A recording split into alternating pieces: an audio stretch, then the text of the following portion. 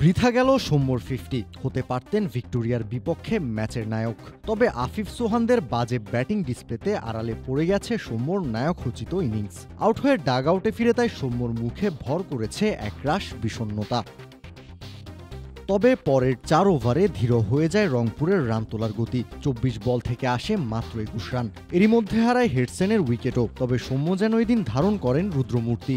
১-৪ ১ ছক্কায় 11তম over থেকে আদায় করে নেন আরও 12 রান। তবে 13তম ওভারে হতাশ করে ফিরে গেছেন আফিফ হোসাইন। 15 বল খেলে করেছেন মাত্র 10 রান। অন্যদিকে এক পাশ আগলে রেখে সৌম্য আদায় করে নেন ব্যক্তিগত হাফ সেঞ্চুরি। নগদের সর্বোচ্চ বার ১৬৭ টাকা রিচার্জে পাবেন ১ লাখ টাকা পুরস্কার। আরও আছে প্রতি সপ্তাহে পুরস্কার ও ক্যাশব্যাক। গ্লোবাল সুপার লিগে নিজেদের দ্বিতীয় ম্যাচে ভিক্টোরিয়ার দেয়া ১৫২ রানের টার্গেটে ব্যাট করতে নেমে উড়ন্ত সূচনা পায় রংপুর রাইডার্স। প্রথম ওভারেই দলটার বিদেশি ওপেনার স্টিভেন টেইলরের ব্যাট থেকে আসে একটি ছক্কা এবং একটি 4-এর মার। প্রথম ওভারেই 14 রান যোগ হয় রংপুরের নামের পাশে। দ্বিতীয় ওভারের প্রথম বলেও বাউন্ডারি আদায় করে নেন টেইলর। এক পাশে তখনও নীরব আরেক ওপেনার সৌম্য সরকার। তবে বেশিক্ষণ সময় নেননি। নিজের খেলা তৃতীয় বলে দৃষ্টিনন্দন 4-এর মার আসে সৌম্যর ব্যাট থেকে। 2 ওভার শেষে রংপুরের সংগ্রহ দাঁড়ায় 26 রান।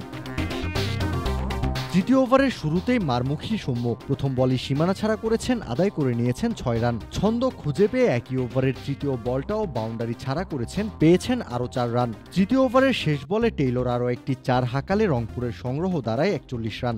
তবে চতুর্থ ওভার থেকে আসে মাত্র 4 রান। পঞ্চম ওভারের শুরুতেই আবারও টেইলর ঝলক, আবারও বাউন্ডারি। তবে চতুর্থ বলে মিড উইকেটে ক্যাচ দিয়ে 14 বলে 26 রান করে ফিরে যান তিনি। দলীয় 51 রানে প্রথম উইকেট হারায় রংপুর রাইডার্স। পাওয়ার প্লের শেষে রংপুরের সংগ্রহ দাঁড়ায় 63 রান। জিততে হলে 84 বলে রংপুরের দরকার 89 রান। সৌম্যর বিদায়ের পর দলের হাল ধরতে পারেননি আর কেউই। হাতের নাগালে থাকার পরেও পরপর 2 ম্যাচে হেরেছে রাইডার্সরা। এর আগে ভিক্টোরিয়ার বিপক্ষে টসে জিতে বোলিংয়ের সিদ্ধান্ত নেন রাইডার্স ক্যাপ্টেন নুরুল হাসান সোহান। তবে সোহানের সিদ্ধান্তকে ঠিক প্রমাণ করতে ব্যর্থ হন রংপুরের বোলাররা। পাওয়ার প্লের 6 ওভারে একটাও উইকেট তুলতে পারেনি দলটা। ভিক্টোরিয়ার 2 ওপেনার ক্লার্ক এবং ম্যাকডোনাল্ড মিলে 6 ওভারে দলের নামের পাশে যোগ করে ফেলেন 50 রান। বার্তা দেন বড় সংগ্রহের পথে এগোচ্ছে অস্ট্রেলিয়ান দলটা।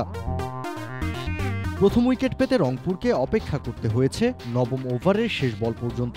ঋষাদের বলে উড়িয়ে মারতে গিয়ে আফিফের হাতে ক্যাচ দিয়ে ফিরে যান ম্যাকডোনাল্ড। ভিক্টোরিয়ার রান তখন 9 ওভার শেষে 70।